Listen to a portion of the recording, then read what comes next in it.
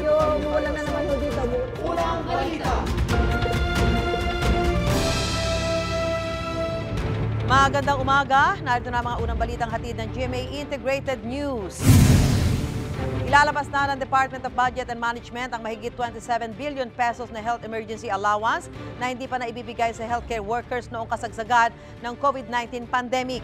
Para yan sa mahigit 5 milyong validated na health emergency allowance at mahigit 4,000 COVID-19 sickness at death compensation claims ng healthcare at non-healthcare workers. Sa ngayon, may mahigit 91 billion pesos nang nailabas ang DBM para sa public health emergency benefits and allowances para sa benepisyo ng healthcare workers mula 2021 hanggang 2023. Ilulunsad din ng Department of Agriculture ngayong araw ang 29 pesos project trial. Layon nitong makapagbenta ng magandang kalidad ng bigas sa ilang kadiwa store sa halagang 29 pesos kada kilo tuwing Biyernes, Sabado at Linggo. 10 kadiwa center sa Metro Manila at Bulacan ang lalahok sa programa. Ayon sa DA, tinataya na sa 69,000 metric tons ng bigas ang kakailanganin sa full implementation ng programa. Para sa mga naghahanap ng pang-ulam ngayong umaga, price check tayo sa ilang klase ng isda at gulay sa ilang palengke sa Metro Manila. Base sa price monitoring ng Department of Agriculture, hanggang 240 pesos ang kada kilo ng bangus, abot sa 160 ang tilapia at hanggang 280 naman ang galunggong. Sa gulay naman, hanggang 80 pesos ang kada kilo ng sayote, parehong abot sa 160 pesos ang kada kilo ng carrots at sitaw, hanggang 150 naman sa ampalaya, 80 kada kilo ang pinakamahal na kalabasa at hanggang 120 pesos sa talong, hanggang 170 naman ang kada kilo ng kamatis. Mahigit 1 milyong pisong pabuya na ang alok para sa impormasyon kaugnay sa nawawalang pageant contestant at nobyo niyang Israeli sa Pampanga. 1 million pesos ang ibibigay na pabuya ng Pampanga Provincial Government para mahanap si Geneva Lopez at nobyo niyang si Ichak Cohen. 150,000 pesos naman ang manggagaling sa Santo Tomas LGU ang bayan ni Lopez. Una nang nag-alok ng 250,000 pesos ang pamilya ni Cohen. Bukod pa ang 100,000 pesos na magmumula sa LGU ng Angeles City kung saan huling nakita ang dalawa. Ayon sa PNP Criminal Investigation and Detection Group, 7 persons of interest ang tinututukan nila. Premature naman daw kung ituturing na person of interest ang nasabing nobyo at ang isang dating pulis sa Angeles City na nagsilbing middleman sa bibilhing lupa ng magkasintahan. Tinitingnan ng CIDG ang lahat ng posibleng anggulo sa kaso. Sinusuri rin ang mga fingerprint na nakuha mula sa sasakyan para malaman ang pagkakakilanlan ng mga taong gumamit nito. Sa ngayon, wala pang nakikitang indikasyon na patay na ang dalawang nawawala. Malabo pa po yung ganong anggulo dahil sa ngayon ay wala po tayong nakikitang body or anything na makakapag-ugnay kung sila ay buhay o patay. Pero we are hoping na sila ay buhay. Lalo pa ang pagtitibayan ng Pilipinas at Japan ang alyansa sa gitna ng tensyon sa West Philippine Sea. Layon nitong panatilihin ang kapayapaan at seguridad sa rehiyon at hindi raw nakatuon sa anumang bansa. May unang balita si JP Soriano. Sa ika-70 taong anibersaryo ng Japan Self-Defense Forces o JSDF, ng isa sa bansang may pinakamatibay na alyansa ngayon, ang Pilipinas. Sinabi ni AFP Chief of Staff General Romeo Brawner na may isang mahalagang layunin ang mga Pilipinong sundalo at ang militar ng Japan. The Armed Forces of the Philippines and the Japan Self-Defense Forces are bound by a common goal to uphold peace and security both within our borders and across the globe. This shared commitment is more important now than ever as we navigate an increasingly complex and dynamic security landscape. Sinabi ito ng AFP Chief matapos sabihin na nagbigay na ang AFP ng mga rekomendasyon kay Pangulong Bongbong Marcos kung paano isasagawa ang mga susunod na rotation and resupply mission sa BRP Sierra Madre sa Ayungin Shoal.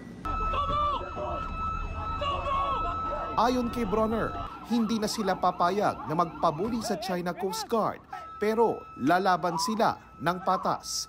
Ang pag-iit ng Pilipinas sa karapatan sa West Philippine Sea na pinagtibay na ng 2016 arbitral ruling, pinuri ni Japanese Ambassador to the Philippines, Endo Kazuya.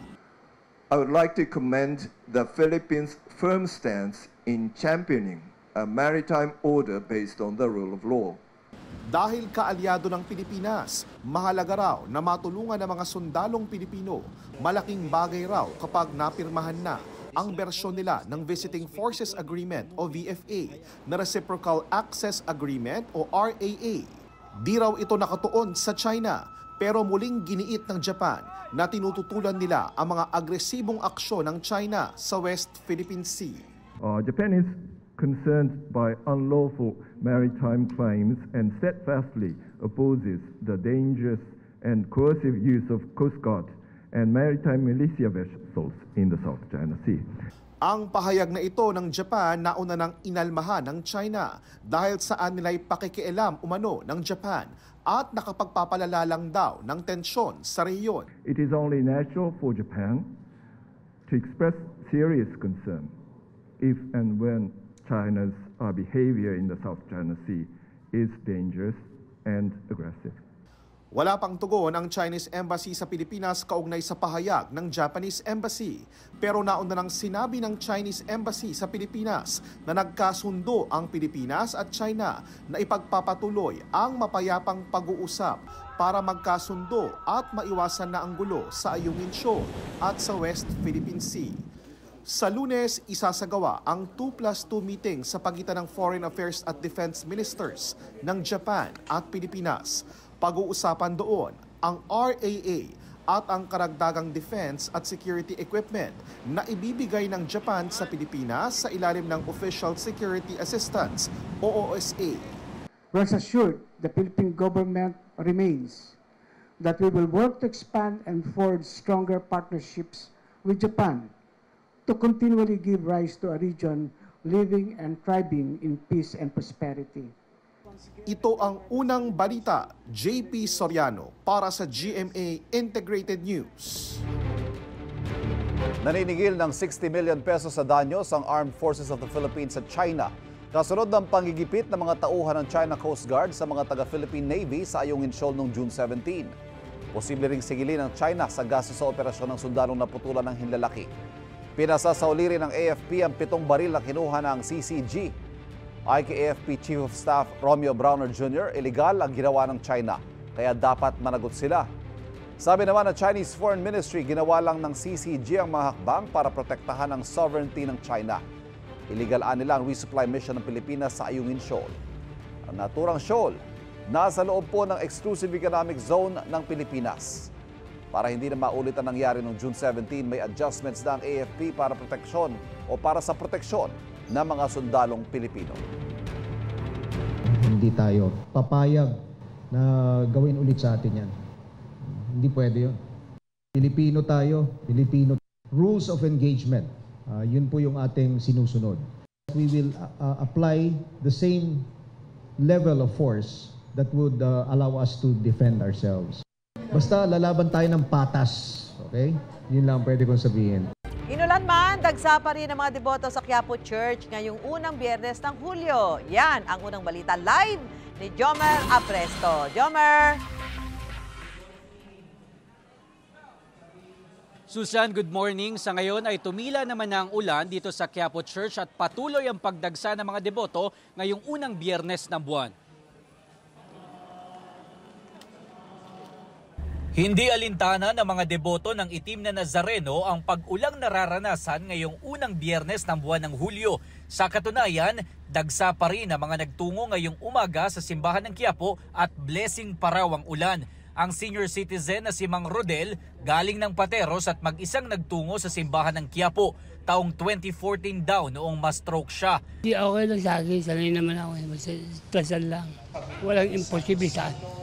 Ang mag-asawang Marilyn at Jojo naman na galing Quezon City, dito rin nagsimba sa Quiapo. Isang OFW daw si Jojo sa Saudi at paalis na ng bansa sa ika-10 ng Hulyo. Sana po buong pamilya maging maayos po at magkaroon magandang kalusugan at lahat ng mga kaguluhan nangyayari sa buong mundo, lalo sa itong nagaganap sa West Philippine Sea natin, dapat maayos na po. Sa sermon ni Reverend Father Robert Arellano, sinabi niya na ang pagmamahal ni Jesus Nazareno ay para sa lahat, hindi lang sa mabubuti, kundi pati sa mga makasalanan. Espesyal daw sa puso ng Diyos ang isang makasalanan na nagsisisi. Samantala, Susan, inaabisuhan naman ang mga debotong magtutungo dito sa simbahan ng Quiapo ngayong araw na magdala ng mga panangga sa ulan, kasunod na rin ang pabago-bagong lagay ng panahon. Mula dito sa Maynila, ako po si Jomer Apresto para sa GMA Integrated News. From the non-stop competition at challenge Bardagulan, sa concert stage naman maghatid ng saya ang runners ng Running Man Philippines. Yan ay para sa kanilang special performance sa Run to You, the Running Man in Manila concert bukas na po yan Sabado. Proud daw ang Kapuso Star sa opportunity na maging front act ng OG runners from South Korea. Kaya OPM at P-pop production number ang ibibida nila. This weekend, mapapanood na rin ang Running Man Philippines episodes kasama si OG runner Haha at Sangretiera Bianca Umali. Nagpetisyon sa Korte Suprema ang ilang grupo ng magsasaka para ipatigil ang utos na babaan ng taripa sa imported na bigas at iba pang produkto. Layo ng Executive Order No. 62 na ibaba ang presyo ng bigas. Kaya binabaan ang taripa sa imported na bigas sa 15% mula sa dating 35%. Giit ng mga petitioner, mamamatay ang industriya ng agrikultura sa bansa kapag itinuloy ito. Kinwestiyon naman sa pagdinig ng Senado kung bakit walang hearing o konsultasyon ng Tariff Commission kaugnay sa pagbaba ng taripa.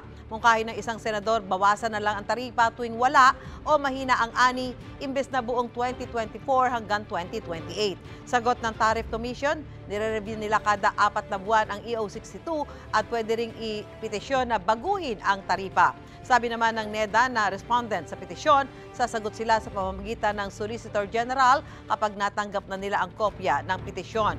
Ang babala naman ng Department of Agriculture, baka makaapekto sa pagdedesisyon ng mga importer at sa stocks ng bigas sa bansa kung ipatitigil ang EO62. Ngayon po ang tag-ulan, dumarami ang kaso ng dengue sa bansa. Sa Talisay, Cebu, puspusan ng kanilang misting at anti-dengue caravan para mapuksa ang mga lamok na may dalang sakit. Live mula sa Cebu, may unang balita si Fe Marie Dumabok ng GMA Regional TV. Fe! Maris, magsasagawa ng misting operations ang lokal na pamahalaan ng Talisay sa mga paaralan ilang araw bago magsimula ang pasukan ngayong taon.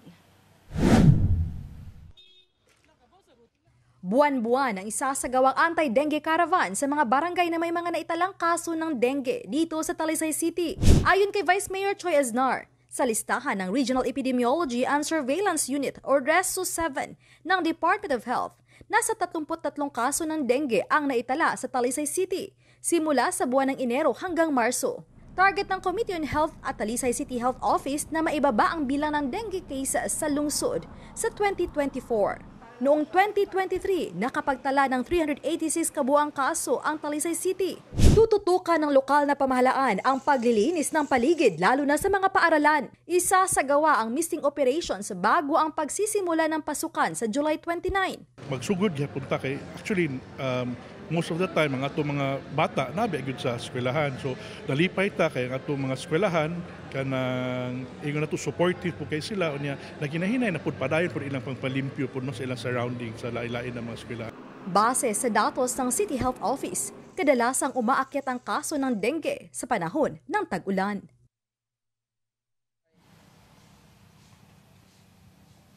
Maris, ayon sa Talisay City Health Office na bukas ang kanilang opisina sa pagtanggap ng mga request sa pagsasagawa ng misting. Pero priority raw nila ang mga lugar kung saan may naitalang kaso ng dengue. Maris? Daghang salamat, Fe Marie Dumabok ng GMA Regional TV. Hindi pwedeng maging state witness si suspended Mayor Alice Guo sa investigasyon sa mga pogo sa bansa ayon kay Senador Sherwin Gatchalian. Sa gitna naman ang intriga sa pagkakaroon ng dalawang Alice Guo, wala raw ito epekto sa posibleng kaharapin ng mga kaso ng alkalde dahil sa pagkakasagot umano niya sa iligal na operasyon ng pogo sa Bamban-Tarlac. Bagay na dati nang itinanggi ng alkalde. Yan ang unang balita ni Sandra Aguinaldo. Naiintriga man ang marami sa pagkatao ng babaeng kapangalan at ka-birthday ni Mayor Alice Go pero iba ang mukha. Sabi ni Senator Sherwin Gatchalian, wala itong epekto sa patong-patong na kasong maaaring kaharapin ni Go.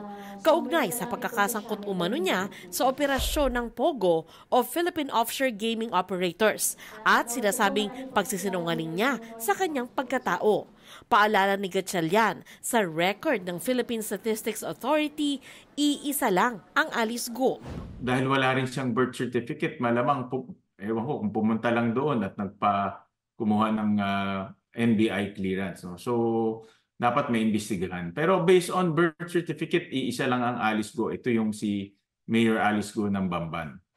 Hinimok ni Gatchalian ng NBI na imbestigahan pa rin ang tunay na pagkakakilanlan ni Alice Go ng Quezon City. Pero ang mas inaabangan daw ni Gatchalian mula sa NBI ay kung ano pa ang lalabas sa fingerprint matching ng mga kapatid ni Go. Inanunsyo ng senador na batay sa investigasyon ng NBI, ang kapatid ng mayora na si Wesley Go ay ang Chinese national na si Go Shandian. May dalawa pang kapatid si Go. Ayon kay Gatchalian, pinapalakas nito ang ebidensyang hindi Pilipino si Mayor Go. Ipinapakita raw nito na inabuso niya ng pamilya Go ang proseso ng late registration of birth sa Pilipinas. At ilan pa raw kayang dayuhan ang nakagawa rin nito. Nakita natin isang pamilya nakakuha 4 na late registration. Ang kinakatakutan ko kasi na ginagamit to para makabili ng lupa at marami na kasing naririnig kami ngayon na yung bilihan ng lupa ng mga dayuhan, Chinese in particular, talagang katakot-takot, no? Sa Palawan, sa Cagayan, sa Isabela. Panawagan ni Gatchalian sa PSA, suriin ang datos ng mga naganap na late registration of birth sa bansa. Sabi naman ni Senadora Riza Ontiveros, kung peke ang pagkakakilanlan ng kapatid ni Mayor Alice Go, maaring sangkot din umano ito sa mga krimeng ibinabaling kay Mayor Go. Dapat din daw nilang imbestigahan ang posibleng pagkakasangkot ng pamilya at associates ng mayora. Inimbitahan sa susunod na pagdinig si Go at kanyang pamilya pero ayon sa abogado ni Go, wala pang pasabi kung makakarating sila.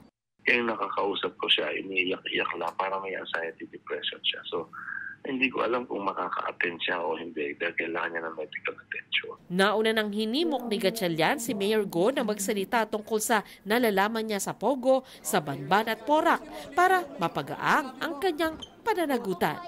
Pero paglilinaw ni Gatchalian, hindi maaaring maging state witness si Go sa investigasyon sa mga POGO dahil hindi siya ang least guilty. At nasa sentro pa raw ng Hongsheng Gaming Corporation na nag-operate noon sa Banban POGO Hub. Sabi naman ng abogado ni Go, limitado lang ang alam nito tungkol sa POGO. Kung meron pang ibang alam si Mayor Alice, I will advise her to tell the whole truth. Pero kasi wala nga akong mapiga sa kanya, hanggang doon lang talaga yung pagkakaalam niya. Ito ang unang balita. Sandra Aguinaldo para sa GMA Info. Ngayon pong mahal ang mga bilihin, pinag-aaralan dagdagan o kaya ay iayon sa inflation ang benepisyo ng mga miyembro ng Pantawid Pamilyang Pilipino Program o 4Ps. Ngayon ang balita si Dano Tingkungko.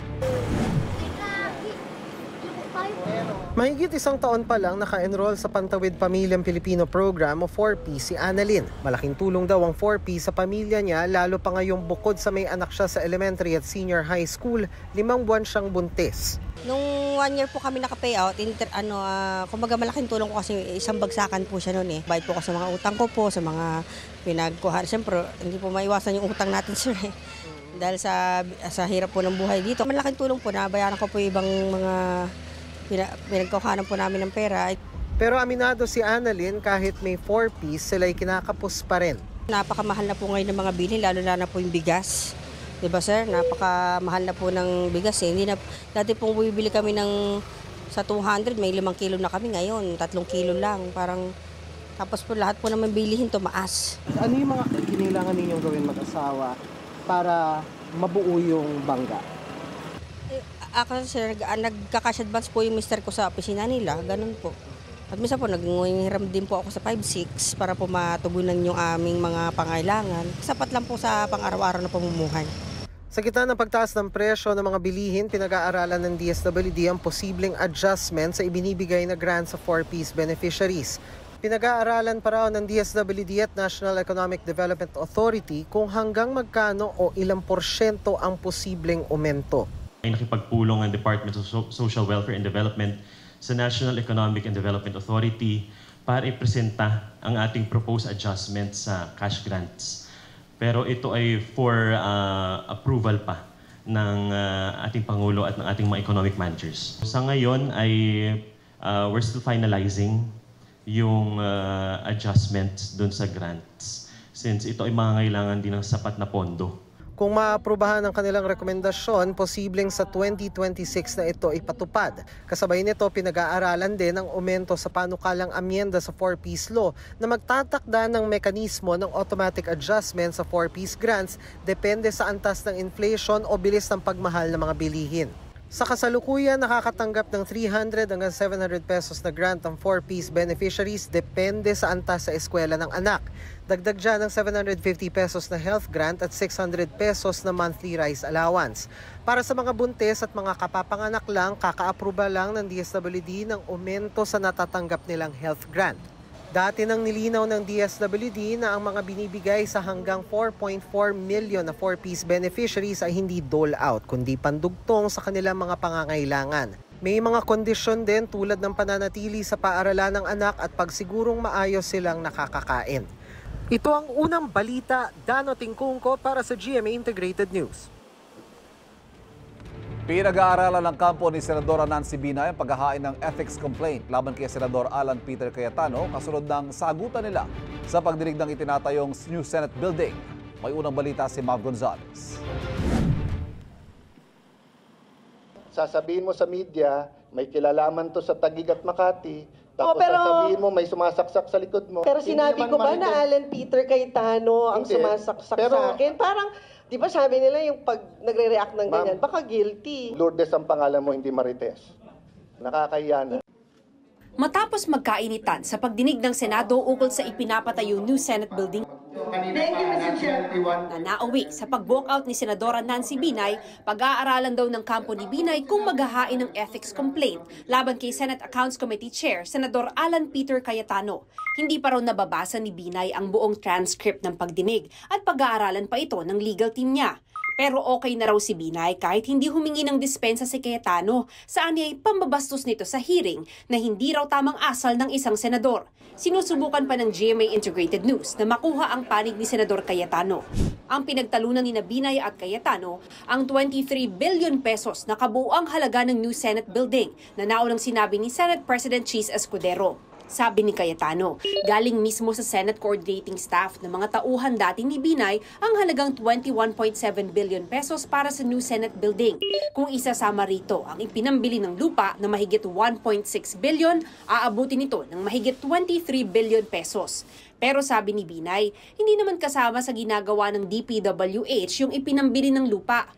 Sa pagdinig, sinita ni Cayetano si Department of Public Works and Highways Senior Yusik Emil Sadain dahil sa kanyang mga sinabi sa panayam sa GMA Integrated News. Dito, sinabi ni Sadain na hindi raw aabot sa 23 billion pesos ang gasto sa konstruksyon. Meron pa raw kasing 5.7 billion pesos na under review para sa Phase 3 at kung susumahin ang napondohan na at yung nire-review pa, nasa 16.8 billion pesos daw ang new Senate building. Pero ipinakita ni Cayetano ang sulat ng DPWH kay dating Accounts Committee Chair Binay. Nagsalita ka, hindi aabot ng 23 billion. Sa mismong sulat na galing sa inyo, tama yung 23 billion. Ayan po yung sulat. Ayan po, may pirma at copy furnish po kayo. Ang sinabi nyo 5.7 po, ang pre-propose nyo sa amin, pag bidding 8.5. Pag negotiated, 7.3. So mali ang bigay sa inyo, sir. Mali, Mr. Chair. So I think you an apology naman to the Senate. I stand corrected, Mr. Chair, and we seek apology for that figure. No. On your documentation, there's no such thing as 23 billion for DPWH. So, I think Yusek Sadain, hindi niyo kailangan mag-apologize. Sa huli, ang sagot ng DPWH, wala talagang 23 billion sa mga dokumento nila. Isa sa mga kwestiyon ni Cayetano ang fasad ng new Senate building na hindi pa nasisimulan dahil nasa phase 3 pa ng construction. Hindi raw ba dapat kasama ito sa shell and core ng building na ginagawa ng Hillmarks Construction Corporation? Lahat ng building may fasad. Ang alam ko sa shell and core nila sinama yan. Hindi nila sinama yan sa fit out. The shell refers to the overall structural frame, including foundation system, exterior walls, floor slab, and roof decks, complete with common areas, staircases, elevator shaft. Facade is the exterior wall. So you mean hindi nyo kinuna ng Hillmarks ng coat for the facade? Meron silang quotation nun, I think 1.6 para doon sa facade. Hindi sila nagsabit ng 1.6, ibang kumpanya nagsabit ng 1.6. You tell me the truth here, if not, I will hold you in contempt. Huwag nyo kaming paglolokohin dito. Clarification pa lang to, maglolokohan na tayo. Sa umpisa pa lang, nagsabi sa inyo yung Hillmarks na pwede sila at kung magkano Kaya nga sinabi ko sa inyo, submit nyo lahat ng dokumento, hindi nyo naman sinubmit lahat Yung mga internal nyong sulatan, hindi nyo sinubmit Sa estimated cost ng Phase 3 ng construction, aabot ng mahigit 1.6 billion pesos ang fasad ng building.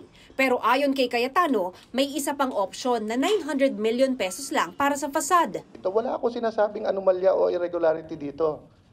Ang sinasabi ko, sabihin nyo sa amin lahat. Kasi nga, bago na ang Senate President, bago na ang majority, i-represent ko sa kanila. Hindi na nakasagot dito ang DPWH dahil may ibang isyong tinanong na sa Cayetano. Sa panayam sa Balitang Hali, sabi ni Binay, pwede naman daw sanang ipaliwanag lahat, pero tumanggi umanong makipag-usap si Cayetano sa kanila ni Senador Ping Lacson na dati ring chairman ng Committee on Accounts. The best person to explain sa kanya is Senator Lacson. Kaya nga nilapitan natin si Senator Lacson na kung pwede mag-usap kaming tatlo. At yun na nga, nag-send out siya ng message kay Senator Alan. The mere fact that he declined the invite of Senator Lacson na mag-usap kaming tatlo, di sana napaliwanagan na siya kung saan ba nanggaling yung mga ganong numero. Kinukunan namin ng pahayag si Cayetano pero wala pa siyang tugon. Sa susunod na pagdinig ay ipapatawag na ang kontraktor ng proyekto na Hillmarks Construction Corporation. Ilang linggo nang sinisikap ng GMA Integrated News na makuha ang panig ng Hillmarks ukol dito. Ito ang unang balita. Mav Gonzalez para sa GMA Integrated News. Inalam sa isang survey ng social weather stations kung bumuti ba ang kalidad ng buhay ng ilang tao sa nakalipas na 12 buwan. Alamin yan sa Street Hirit ni Bam Alegre. Bam! Naman, good morning. Tapos na yung halftime break ng taong ito at simula na yung second half ngayong Hulyo. Kamusta nga ba yung naunang first half ng inyong mga taon? Ito ba'y bumuti, lumala? Same. Ito ang inalam ng isang survey. Kamusta yung kanilang pananaw sa kanilang quality of life dito sa Street Hirit?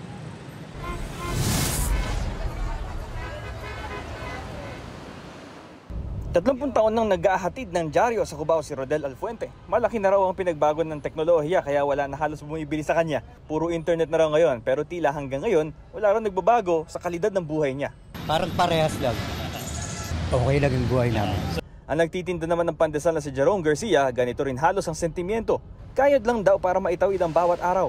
Wala nagbago. Nakakaraos naman araw-araw. Tulad ng ating mga nakapanayam, 45% ng lumahok sa isang survey ang nagsabi na walang gaano nagbago sa kanilang buhay sa loob ng nakaraang taon. 30% naman na nagsabi na bumuti ang lagay ng kanilang pamumuhay at 25% na nagsabi na lumala pa raw ito. Isinagawa ng social weather stations ang survey noong Marso para alamin ang kanilang quality of life ng nasa mahigit 1,000 respondents sa nakalipas na 12 buwan. Fast forward naman tayo sa future. Alamin naman natin ang pananaw ng ilan ngayong kasisimula pa lang ng second half ng taong 2024. Ang tricycle driver na si Ricky Airoso, dama ang mataas na presyo ng gasolina pati na ang paghina ng pasada. Alam mo, pagbabago ganun pa rin lumalala Katulad nagbibiyahe po kami, matumal pa pasada. Wala akong may sakay. Ang vendor naman na si Helen Yabore, tila hindi ganong excited for the future. Matumal, grabe. Pambayad lang to ng bahay.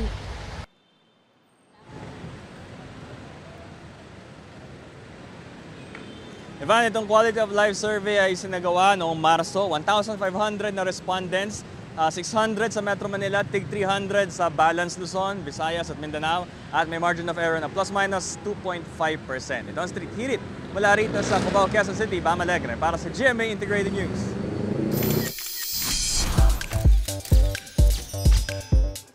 Overwhelming support at love ang natanggap ng That Kind of Love na first film together ni Napulang Araw stars Barbie Forteza at David Lecauco. Sa premiere night, magkasama ang Team Barda with Direct Kathy Camarillo. Spotted din sa premiere night ang Barda fans at kapuso celebrities. Naroon din si Sparkle Vice President Joy Marcelo.